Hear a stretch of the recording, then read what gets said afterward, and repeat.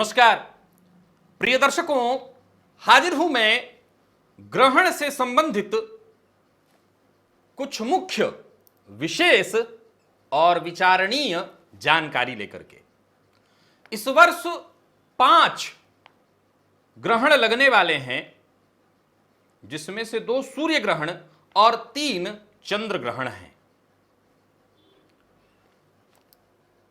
इस ग्रहण को लेकर बहुत सारे लोगों के मन में बहुत तरह की बातें हैं, धारणाएं हैं। देश और दुनिया की जो स्थिति है, उस स्थिति में जहां लोग खुद ही थोड़े बहुत डरे हुए हैं, उन डरे लोगों को डरा लेना, और वो इस समय जबरदस्त हो रहा है। एक मैसेज जो आपकी नजरों के सामने से भी गुजरा होगा, यानी 5 ग्रहण, विश्व युद्ध की तैयारी, चीन के साथ युद्ध होगा भारत का, किसी बड़े व्यक्ति की मृत्यु हो जाएगी, आदि आदि आदि। क्या सचमुच प्रलय की स्थिति आ गई है या आने वाली है?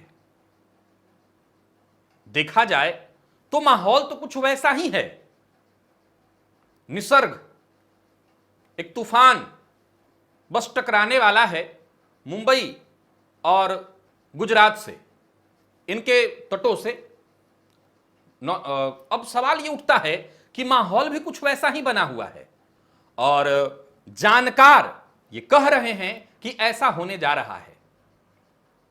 प्रिय दर्शकों, यहां मैं कुछ विषयों को मुख्यतः लेकर के आप सबके सम्मुख उपस्थित हुआ हूं। सबसे पहले आपको बता दूं कि काशी का एक प्रामाणिक पंचांग, गणेश आपा पंचांग लेकर के मैं आप सबके सम्मुख यहां बैठा हुआ हूं, और आज जो भी बताऊंगा इस पंचांग की बात आप सबके सम्मुख कहूंगा, क्योंकि पंचांग ने जो बातें कही हैं वो मान्य तो हैं, इसमें कहीं कोई संशय नहीं है। तो मैं पंचांग की ही बात आपको बताने जा रहा हूं। शुरुआत इसी से करता हूं और फिर बाकी सारी बातों को आपको बताऊंगा।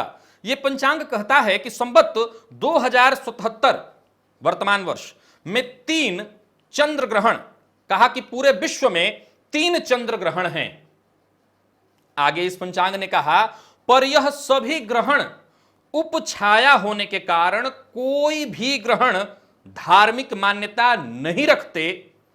इनका न तो कोई वेद होगा और न ही आपकी राशि के ऊपर कोई भी प्रभाव, यानी जो भी राशिफल आपको बताया जा रहा है वो कहीं ना कहीं बेतुका है, या यूं कहें कि मौके पर चौका लगाने वाली बात है कि व्यूज चाहिए तो कुछ ना कुछ तो बताओ। मेरे पास भी वो विकल्प उपलब्ध है। मैं सही करने का झंडा लेके नहीं घूम रहा, लेकिन कम से कम उन विषयों पर जहां शास्त्र अपना मत रखता है, प्रामाणिक जो तथ्य है, तर्क है, उस पर तो हमें बात करना ही चाहिए। हम इतना ज्यादा नहीं भटक सकते हैं। तो 3 ग्रहण, चंद्र ग्रहण, एक का भी कोई मायने नहीं है, क्योंकि यह उपछाया है। पूर्व में भी उपछाया का खंडन करता आया हूं, आगे भी होगा तो करूंगा। यह पंचांग कहता है कि ज्येष्ठ शुक्ल पूर्णिमा शुक्रवार 5 जून, डेट नोट करिए, 2020 का उपछाया चंद्र ग्रहण भारत में दिखाई देगा, परंतु इसकी कोई भी धार्मिक मान्यता, वेद इत्यादि कुछ भी मायने नहीं रखता। दूसरा, आषाढ़ शुक्ल पूर्णिमा रविवार 5 जुलाई, जून फिर जुलाई 2020 को पुनः उपछाया चंद्र ग्रहण, यह भी भारत में दिखाई नहीं देगा, कोई मायने ही नहीं रखता। अगला कहता है, कार्तिक शुक्ल पूर्णिमा सोमवार 30 नवंबर 2020 उपछाया चंद्र ग्रहण भारत में दिखाई देगा। इसमें से 2 उपछाया जो हैं ये भारत में दिखाई देंगे, एक दिखाई नहीं पड़ेगा। यानी विश्व में जो 3 चंद्र ग्रहण की बात चल रही है सही, लेकिन उसके कोई मायने नहीं है। एक आकाशीय घटना है। अगर आप रोज चंद्रमा को नहीं देखते तो पूर्णिमा के दिन उस चंद्रमा में कुछ विशेष आपको शायद समझ में भी ना आए, कोई मायने नहीं। तो सबसे पहले इसको जान लीजिए कि यह बेतुकी बात थी। आगे, निसंदेह 21 जून 2020 का जो सूर्य ग्रहण है, 21 जून 2020 का जो सूर्य ग्रहण है, वो सूर्य मायने रखता है चूड़ामणि योग वाला। यह ग्रहण लगभग पूरे देश में खंड ग्रास के रूप में, खंड ग्रहण के रूप में दिखाई पड़ेगा। आगे लिखा कि हरियाणा में, राजस्थान में और राजस्थान के भी कुछ जगहों में और सहारनपुर उत्तर प्रदेश में इन जगहों पर कंकड़ाकृति, बस थोड़ी सी चीज बाकी रह जाएगी, बाकी पूरा ढकेगा, यह ग्रहण होने वाला है। अब प्रिय दर्शकों, यहीं पर मैं सिर्फ पंचांग, आज अपनी नहीं पंचांग की बात आपको बता रहा हूं। यह पंचांग कहता है कि यह ग्रहण जो 21 जून को हो रहा है, यह मृगशिरा नक्षत्र, मिथुन राशि और वायुमंडल में लगा। कह रहा है कि यह ग्रहण, चूंकि काल इसका लंबा है, अब इसके प्रभाव को जरा सुनिए ताकि मैं आगे की बात आपको समझा सकूं। यह ग्रहण कह रहा है कि इसके होने से, चूंकि यह वायुमंडल में लगेगा, तो वायुमंडल में लगने से महावायु चले। इसके तर्क सुनिए और समझिए। महाभय उपस्थित हो, भरे बादल परंतु बारिश न हो, देव और ब्राह्मणों का विनाश हो। आगे लिखा, विंध्यवासी शासकों में मनमुटाव, पर्वतीय क्षेत्रों में तेज हवा चलने से नुकसान। यह फल 1 मास के भीतर दृष्टिगोचर होता है।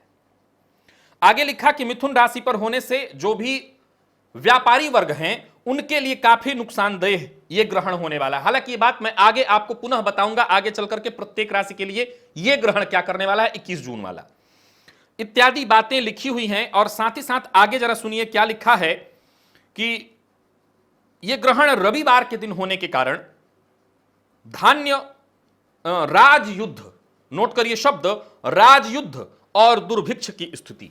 बस इतना ही आपको बताना चाहता हूं। अब हम आ जाते हैं, सूर्य ग्रहण एक हुआ जो मान्य है। दूसरा सूर्य ग्रहण 14 दिसंबर 2020 को, यह खग्रास सूर्य ग्रहण भारत में किसी भी स्थान से दिखाई नहीं देगा। है ये जरूर ग्रहण है, भारत के लिए नहीं है, बाकी के देशों पर है।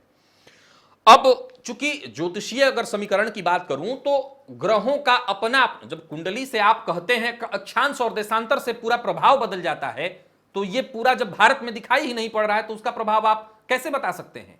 ज्योतिषी क्या तर्क देते हैं, ये तर्क देते हैं ना कि अक्षांश और देशांतर बदल जाने से आपकी कुंडली बदल जाएगी और उसका प्रभाव आप पर नहीं पड़ेगा। तो अक्षांश और देशांतर बदल जाने से कुंडली बदल जाती है और ये पूरा देश जहां दिखाई ही नहीं पड़ रहा उसका प्रभाव पड़ेगा। टोटली बेकार की बात। तो ग्रहण सिर्फ एक है, 21 जून को, लंबा है, समय अवधि उसकी ज्यादा बड़ी है, विचारणीय है। अब हम आ जाते हैं उस तर्क पर और तथ्य पर जो कि अभी पंचांग के रूप में मैंने आपको दिखाया। जिस समय इस पंचांग की छपाई चल रही थी या चली होगी, हुई होगी, न तो समय कोरोना था, क्योंकि बहुत पहले 6 महीना पूर्व ये बाजार में आ जाता है, वर्ष प्रारंभ से 6 माह पूर्व, तो न तो समय कोरोना था, इत्यादि इत्यादि। ये ग्रहों के आधार पर ये बातें लिखी गई हैं। पहला तर्क कि किसी बड़े व्यक्ति की मृत्यु होगी, तो क्या बड़े व्यक्ति मरते नहीं हैं? बड़े व्यक्ति मरने के लिए पैदा नहीं लेते। अभी अभी कई लोग मरे हैं जो नामी थे। तो ये कौन सा तर्क है? एक। दूसरा, चीन युद्ध, विश्व युद्ध। प्रिय दर्शकों, अगर आप न्यूज देखते हैं तो आपको पता होगा अमेरिका में जो वहां के लोग हैं उनमें आपस में ही 40 शहरों में न्यूज बता रहा है कि आपस में भयंकरतम वहां पर युद्ध स्थिति बनी हुई है। एक तरह से गृह युद्ध की स्थिति बनी हुई है, श्वेत और अश्वेत को लेकर के अपनी परेशानी है उनकी। कमोबेश क्या ये स्थिति हमें अपने देश में नहीं दिखाई पड़ रही? अपने राज्य की सीमाओं को लेकर के परेशानी इत्यादि बातें हटा देते हैं। ये न्यूज आप देखते होंगे, मैं न्यूज पढ़ने आने बैठा हूं। यहां पर कुछ बाज प्रवृत्ति के लोग इस माहौल, इस वक्त और इस परिस्थिति का लाभ उठाना चाहते हैं। सबसे पहले समझिए, किसी भी प्रकार के विश्व युद्ध की स्थिति आमतौर पर आने की नौबत नहीं है। क्यों? क्योंकि इस समय सभी देश अपने आप से जूझ रहे हैं। हां, ये एक सामान्य तर्क और तथ्य है कि जब हम अंदर से परेशान होते हैं, खुद से परेशान होते हैं, तो हम क्या करते हैं कि मैं क्यों अकेले परेशान रहूं, आप भी परेशान होइए। यह काम चीन की तरफ से हो रहा है। चीन के साथ युद्ध नहीं हो रहा, चीन के साथ यह परिस्थिति, यह समीकरण बना हुआ है कि मैं ही क्यों परेशान रहूं या मेरे ऊपर ही क्यों ब्लेम लगे। ब्लेम से या कई तरह की बातों से हमारा सबका दिमाग हटाओ, और यह मैं नहीं, न्यूज बता रहा है आपको, सबका उधर दिमाग हट जाए। चीन जानता है कि इस समय युद्ध का अर्थ है कि सब तरफ से बर्बादी की ओर चले जाना। तो मैं नहीं समझता हूं कि कोई भी देश और किसी भी देश के अधिकारी, जो उच्चाधिकारी हैं, वो इस समय युद्ध की तरफ जाने के बारे में सोच भी सकते हैं, पाकिस्तान को छोड़ के। उसकी बात नहीं कर रहा हूं क्योंकि वहां कोई मुद्दा ही नहीं है। तो यह बात दिमाग से निकालिए। अब ये जो गृह युद्ध की बात या राजयुद्ध की बात, तो राजयुद्ध तो साफ साफ दिखाई पड़ रहा है। ये राजयुद्ध कि आप हमारे सीमा में मत आइए, हमने अपनी सीमा लॉक कर दी है, राजनीतिक समीकरण है और वो चल रहा है। अब इस पर कई तरह की बातें, और फिर व्हाट्सएप तो कमाल की चीज है, आपके पास ऐसे ऐसे न्यूज पहुंचाएगा कि पता नहीं क्या होने जा रहा है। 2012 में जो नहीं हुआ था वो अब होगा। सवाल यह उठता है कि क्या पहले समुद्र में तूफान नहीं आए थे? क्या समुद्र में तूफान के चलते पहले सुनामी इत्यादि से नुकसान नहीं हुआ था? आज पहली बार कोई नुकसान होने जा रहा है। समुद्र के किनारे जो भी राज्य बसे हुए हैं, जो भी देश हैं, उनके ऊपर यह खतरा रहता ही रहता है कि जब भी वहां पर दबाव पड़ेगा, परिस्थिति बदलेगी, उसका हर्जाना भुगतना पड़ेगा जो किनारे के देश हैं या किनारे के जो राज्य हैं, वहां के तटीय जो राज्य हैं, तो वो होगा। ये सामान्य प्रक्रिया है, परिस्थिति है, और लगभग हर वर्ष इस समय में होता रहता है। इस बार ये जो मुंबई के पास आया हुआ है, इसको सबसे बड़ा बताया जा रहा है। और अभी मैं न्यूज शाम को सुन रहा था, मैं न्यूज सुनता हूं क्योंकि मुझे ऐसा लगता है कि बेफिजूल, ज्योतिष अगर विज्ञान है तो हमें विज्ञान के साथ ही चलना चाहिए, बेफिजूल के साथ नहीं। तो वो भी बता रहा था कि अपना रास्ता चेंज कर रहा है और उतना बड़ा झटका नहीं होगा, फिर भी हो सकता है उतना बड़ा भी हो, तो ये कोई बहुत बड़ी बात तो नहीं है। तो सबसे पहले आपको बताना चाहता हूं कि अभी जो परिस्थिति उत्पन्न हुई है या जो ये ग्रहण लगने वाला है, इसका प्रभाव लेकर के मैं आगे आप सबके सम्मुख उपस्थित होऊंगा। उस समय मैं सदैव कहता हूं ग्रहण एक सुअवसर है जिसका हमें लाभ उठाना चाहिए। निसंदेह जब यत्पिंडम और तत्ब्रह्मांडम की मैं सूत्र की व्याख्या करता हूं तो निसंदेह अगर प्रकृति में कोई घटना घटित होगी तो उसका हमारे ऊपर प्रभाव पड़ेगा, इसमें कहीं कोई संशय नहीं। लेकिन सामान्यतया बाकी के 4 ग्रहणों का भारत से कोई लेना देना नहीं है।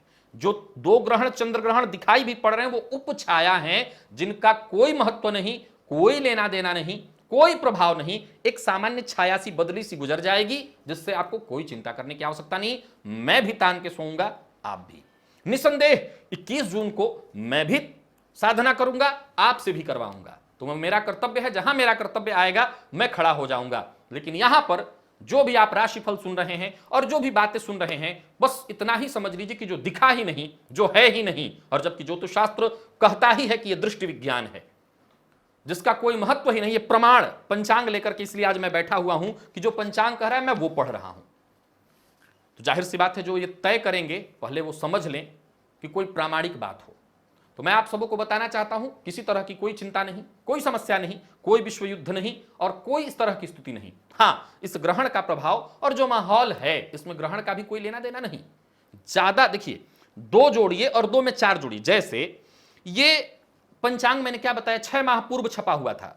अगर इसी पंचांग के आधार पर या इस संवत्सर के आधार पर मैं अगर आपको फलादेश बताऊं तो उस फलादेश में कहीं ना कहीं निकल करके आ जाएगा कि देश की स्थिति बहुत भयंकर, दुर्भिक्ष पड़ने वाली है, इत्यादि इत्यादि इत्यादि।